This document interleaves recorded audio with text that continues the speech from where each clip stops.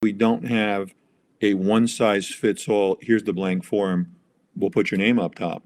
What we do is we actually do an analysis. What's something that helps with highly appreciated asset sales? And let's just take a primary home, let's say in the Silicon Valley, right? Someone's selling a high-end primary home. They come to you, Steve, and they say, hey, I'm out of my 121 exclusion. I bought this property 25 years ago for $1 million. It's worth $15 million. I don't want to do a 1031 exchange. I can't do a 1031 exchange. Steve, what do you have to offer me?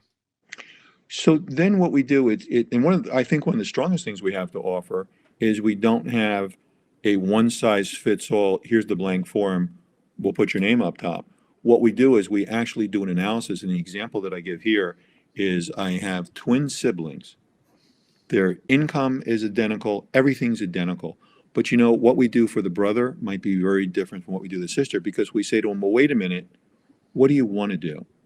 And that's so important, because a lot of times tax planners, they'll come up with something great, and then later on somebody comes to me and says, oh my God, can you undo this? I'm miserable. I hate this.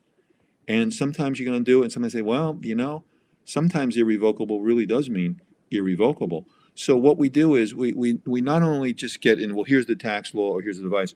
What do you want to do? And you say, oh, well, now that I know you want to do this, this vehicle would serve you the best. And I think that's the strongest part, because what I actually like to do, old-fashioned, sit down with somebody and talk to them.